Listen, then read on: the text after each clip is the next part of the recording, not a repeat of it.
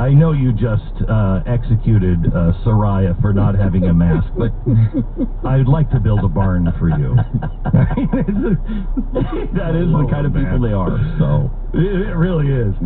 The other one that I found interesting was the mayor of Vegas, and how everyone says that it's reckless and dangerous for Vegas to open up. And you need to finish that sentence now because of coronavirus, because I think it's dangerous and reckless to open Vegas up at any time.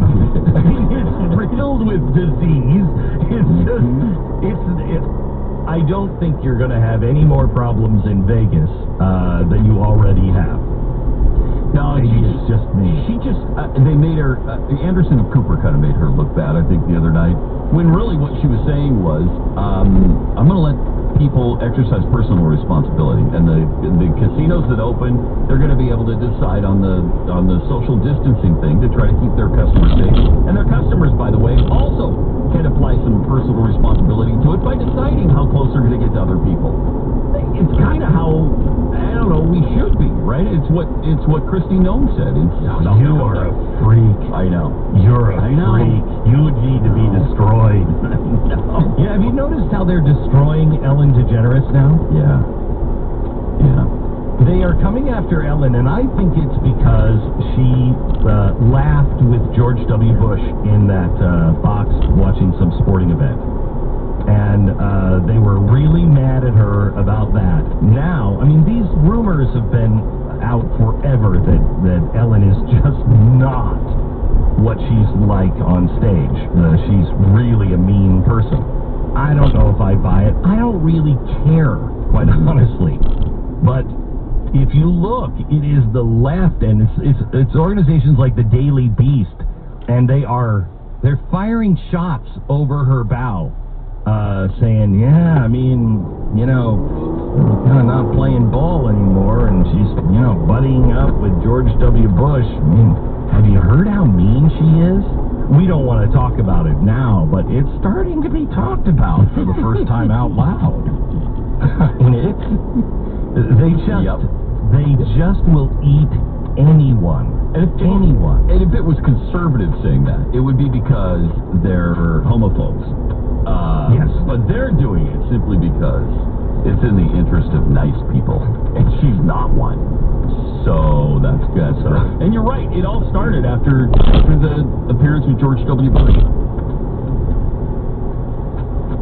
So there's one other thing I'd like to address. Unless you have something, Pat, do you have anything you want to bring to the table? No, I wanted to talk about your event 201 because I found that chilling. I found it chilling. I think you're actually being sincere. I am, yes. Yes. Okay. That is what I came in wanting to talk about. Yeah, it is. Everybody, you need to watch it. You need to do your own homework. Don't listen to conspiracy theorists that say this was all planned and coronavirus isn't real, because it is all real. These are people that were prepared and are taking advantage of a situation. Never let a crisis go to waste.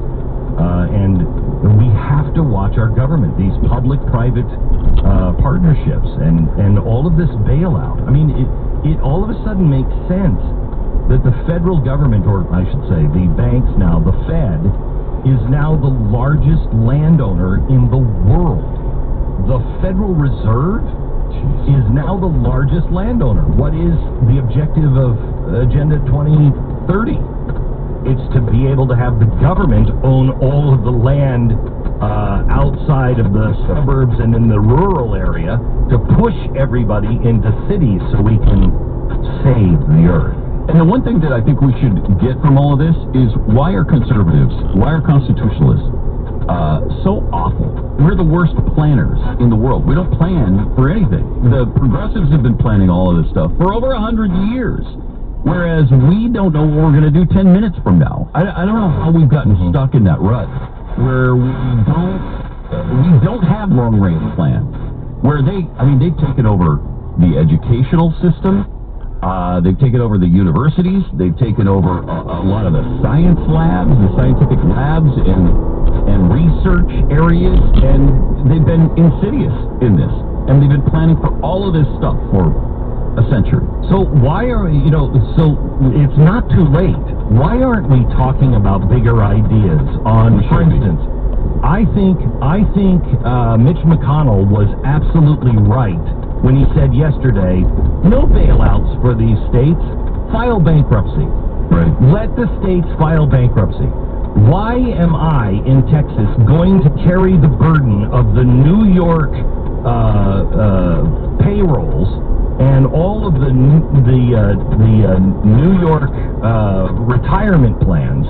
Why am I having to pay for that in Texas? I knew that was insane the minute they were starting to do it. It was one of the reasons why I left New York. Many people left California because they knew it didn't work. Now you're going to just put that on my back? No frickin' way. You have to go through bankruptcy, and you're going to have to tighten your belt. And I think he's absolutely right. This is a mantra that we should all be saying right now. Otherwise, it's just going to happen. Because, as I told you at Fox when I went over all of the pension funds and said they're all going to collapse, and they're all going to push it to the federal government, this is the event that they will cover that with. No. Here's an idea. I know it's kind of old-timey, but since we're headed for the famines of biblical proportions, why don't we try something else of biblical proportions? Why don't we try the 25-year, is it 25-year or 50-year Jubilee? You know what the Jubilee is? The Jubilee, I think all loans had to expire every 7 years, or you couldn't drag anything out over 7 years. And then there was the Jubilee. And the Jubilee was a resetting of all loans. Everything expired. Any debt was wiped out. Why don't we suggest a global Jubilee?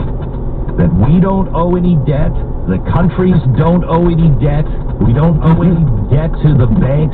Everyone's debt is completely wiped out. Saves us $25 trillion. I like it. It sure does. Just start over. What's crazier? Seriously, what is crazier? That idea, or just printing unlimited amounts of money and saying that debt doesn't matter? Just wipe it out. It's a great position for us because we're the biggest debtor nation, so it works out well for us. I don't know about other countries. Screw China. Exactly. All right, here's our sponsor this half hour. It's LifeLock. Pretty soon we're going back to work. We're getting out into the world again. We're going to go to restaurants and, well, not bookstores. Nobody goes to bookstores anymore. Be all the places that we used to frequent. We'll actually have Starbucks again. Here's the problem. Some people have already been at work. This has been a boon for their business, and it's identity thieves. For your sake and your family's sake, you need protection from identity thieves, because somebody's identity is stolen every 2 seconds. Yours or your children's may already be gone. Your children, if they're teenagers, that identity may have been stolen years ago. They're going to start their life with just destroyed identity. LifeLock detects a wide range of identity threats, and it will alert you and help you work to resolve all of them if they arrive. Now, nobody can prevent all identity theft or monitor all transactions in all businesses, but LifeLock sees a threat that you might miss on your own. So join now, save up to 25% off your first year by using the promo code BACK. Call 1-800-LifeLock or head to lifelock.com. Use the promo code BACK and get 25% off now at lifelock.com. You're listening to Glenn Beck. News Radio 920 and 104.7 FM.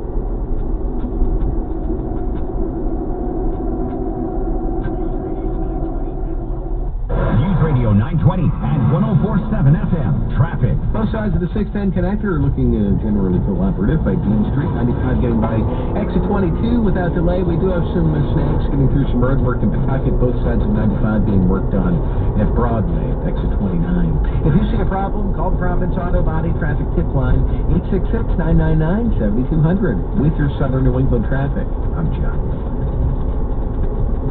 There's no guidebook to adopting a teen, but that's okay.